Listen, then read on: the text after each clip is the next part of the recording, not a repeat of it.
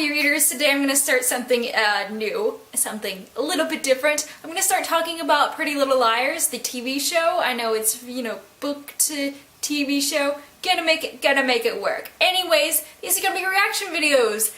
And so, basically, if you don't want to be spoiled, maybe watch the episode first. Because I'm going to talk about stuff in depth because of the fact that it's so plot twisty in the show that I wouldn't be able to react to it without spoiling it. So, there you have it. So basically in this episode, we see what's in the trunk. A pig. A pig. Which, makes sense on lots of levels. Because of Officer whatever his face is. Of course he still ends up dead. Of course. We do learn all of the backstory of Mona and why she did well, not really why she did what she did, but it was like explaining how and whatnot in like 5 minutes. Like seriously, how do the writers do that? They just had it down pat and wrote all of it done. It was great, and it was really easy to get through and just move on to the next point, which was great because they think that she leaves. She just leaves the door open. Just leaves the door open, and she comes in. She's like, "Oh yeah, Emily, borrowed your keys." Except I have my own set. What? What? Basically, she had a ton of funny lines. Just some of the best lines were from Mona, and some of the not so trustworthy lines too, because I know that she's just trying to be friends with them, but at the same time, she kind of needs to work the angle of, we're on a team, don't care if you're my friend or not. It's nice to have friends, but at the same time, it's like, they're not going to be her friend off the bat. She needs to gain their trust, and that's not by going to the next Macy's sale. You gotta do some work. And, of course she helps them out a little bit, here and there, but at the same time it's like, I don't know if I trust her yet. I don't know. Freaking Spencer and Toby go to the burned down house. I was like, well, that's A, not safe, and B, not safe. I was tweeting, I was like, get out of there. Get out of there. Also, Toby's hair looks really good in this episode, except for the flashback scene, but, he's supposed to have longer hair and you saw the previous seasons, so you know. That dream, imagination, daydream, whatever it was that Ario was having before going into the vice principal's office scared the daylights out of me because I was like, that's what could have happened in real life if that had happened. But scary because in the dream, if you remember, probably too, Ezra gets arrested and stuff, and the pictures. Why? Anyways, I felt really bad for them, but at the same time, I'm not really shipping them because, again, the age difference, he could get arrested, all that non-safe thing, and he brought up a good thing, which is such a BS excuse. They shouldn't be together anyways. They're holding each other back from their dreams and everything, and he even says, like, I'm taking this job at Rosewood because I got my family, gotta support them. Because I don't know if his baby mama has a job anymore, because she moved to Rosewood, and she was working at, like, that daycare thing or something.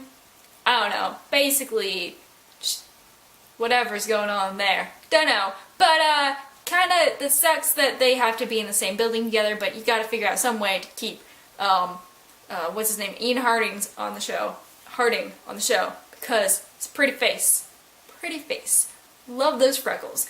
Anyways, even though that's kind of a messed up situation, I'm glad that they're not together anymore because, did I say this already? Probably did. I'm gonna expound upon it.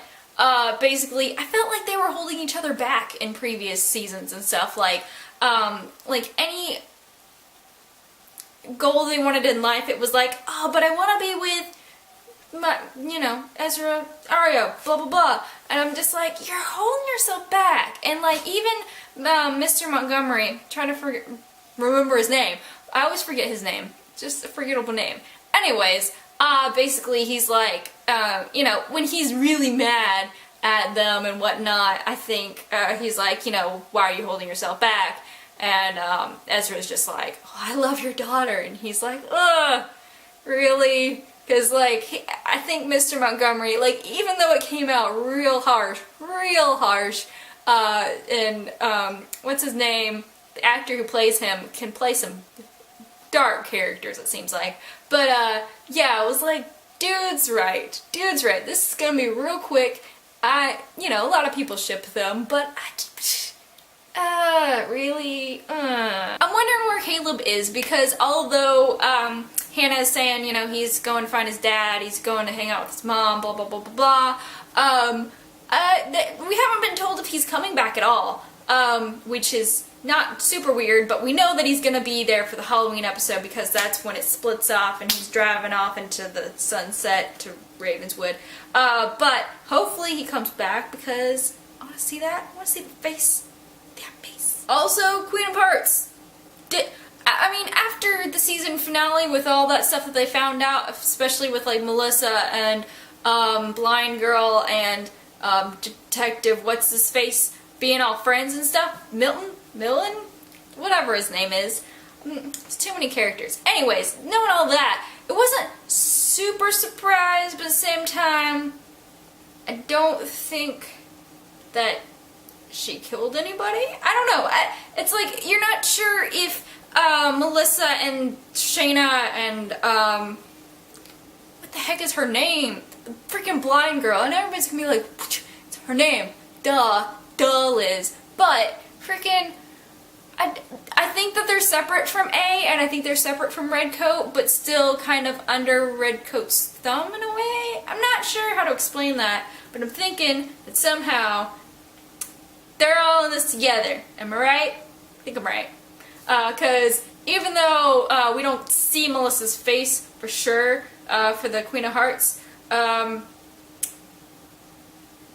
still believing that it's Melissa and that they're all in that, because of the police video after all of that plays, and they see Melissa and forget who else drags what's-his-face off the road. And now we learn that he was shot afterwards, so he wasn't dead.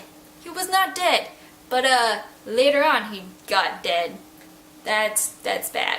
Also thought it was a bad idea for them to go to the funeral, but also it would have been also bad for them not to go, because it would make them look guilty, even though they had their guilty faces all the way through. And I was like, you should have just stayed at home and just something else, done something else. Maybe I've just been watching too many crime shows. I've been watching Bones and Castle, and I'm like, just come up with another something. Because their alibi for not shooting him is they were at a cabin that was burning down, which they did not do. So, yeah. And I feel bad for Toby, because, I don't know if I should share that, but, basically, there was an interview with one of the writers, and, he said that basically Toby's gonna do some things that we don't want him to do, because he wants to keep protecting the girls and whatnot, especially Spencer. And at the end of the episode, you know, you see the picture of his mom, and it's like, oh, do you want to know what happened to her? Even though doesn't it already say? But, I mean, the show is not about consistency. Anyways, especially with some of the side plots and stuff like that. But yeah, it'll be interesting to see that, because of the flashback that there is with Toby and Allie and everything. Allie's dumb. But I can't wait to find out who, is it still Redcoat? Because at the end, there's a person with the mask that's half burnt, and then we also see, I almost had her name. Almost had it. What is her name? Jenna. I had to look that up. But yeah, what was I gonna say? Yeah, her hand was burnt, and I was like, okay, so the masked person has to be Melissa, and then the freaking, at the end of the episode, the masked person has to be Melissa then, or somebody like that, because I don't think we see any sort of skin tone, but she's wearing the Allie mask, and I'm like thinking, maybe Melissa is even darker than we thought she was, and all this crap, and I'm not sure who the doll is. Maybe the doll, oh no, the doll is, Mona. That's who that is. It just gets crazier and crazier. I'm thinking that the veiled woman is Hannah's mom. I'm not sure. It might be the person who is wearing the mask at the end. Possibly. But I'm thinking that it is Hannah's mom. And I'm still worried about Hannah's mom, but basically since she ran him over. I'm thinking it's a good possibility there. Who do you think that is? Who? So that is that. Let me know what you thought of this episode. If you watched it, if you didn't, go watch it. Why are you even... Why are you here? Why did you do that to yourself?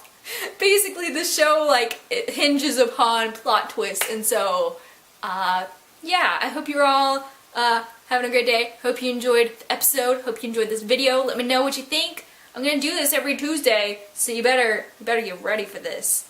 Dun-dun-dun-dun, dun-dun-dun-dun-dun. Okay. Hope you have a great day, and don't forget to lie about things.